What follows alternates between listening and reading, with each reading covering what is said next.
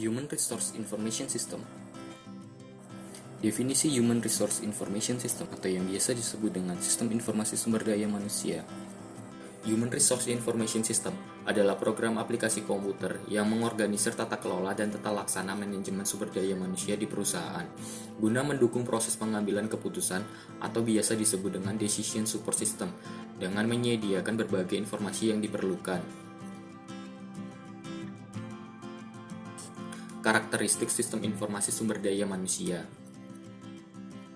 Yang pertama, tepat waktu, akurat, ringkas, relevan, dan lengkap. Fungsi sistem informasi sumber daya manusia. Yang pertama, perekrutan dan penerimaan. Sumber daya manusia membantu menerima pegawai baru ke dalam perusahaan. Sumber daya manusia selalu mengikuti perkembangan terakhir dalam peraturan pemerintah yang mempengaruhi kerja praktek kepegawaian dan menasihati manajemen untuk menentukan kebijakan yang sesuai. Selanjutnya, pendidikan dan pelatihan. Selama periode kepegawaian seseorang, sumber daya manusia dapat mengatur berbagai program pendidikan dan pelatihan yang diperlukan untuk meningkatkan pengetahuan dan keahlian kerja pegawai. Manajemen data. Sumber daya manusia menyimpan database yang berhubungan dengan pegawai dan memproses data tersebut untuk memenuhi kebutuhan informasi pemakai. Subsistem input sistem informasi sumber daya manusia. Sistem informasi akuntansi. Sistem informasi akuntansi menyediakan data akuntansi bagi Human Resource Information System sehingga database berisi gambaran yang lengkap dari sumber daya personil baik keuangan maupun non-keuangan. Penelitian sumber daya manusia berfungsi untuk mengumpulkan data melalui proyek penelitian khusus. Yang terakhir, intelijen sumber daya manusia berfungsi mengumpulkan data yang berhubungan dengan sumber daya manusia dari lingkungan perusahaan. Subsistem output sistem informasi sumber daya manusia.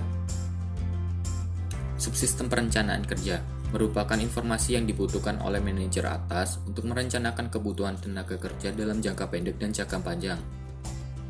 Subsistem perekrutan merupakan informasi-informasi yang dibutuhkan untuk pengadaan tenaga kerja secara eksternal maupun internal.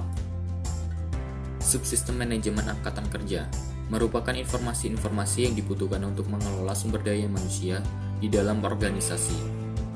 Subsistem tunjangan merupakan informasi tentang penggajian dan kompensasi yang meliputi kehadiran dan jam kerja. Subsistem benefit meliputi benefit yang diterima oleh karyawan.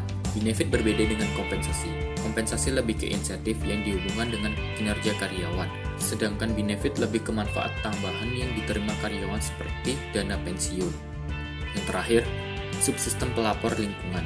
Informasi ini berhubungan dengan keluhan-keluhan, kecelakaan selama kerja, kesehatan karyawan, dan lingkungan kerjanya.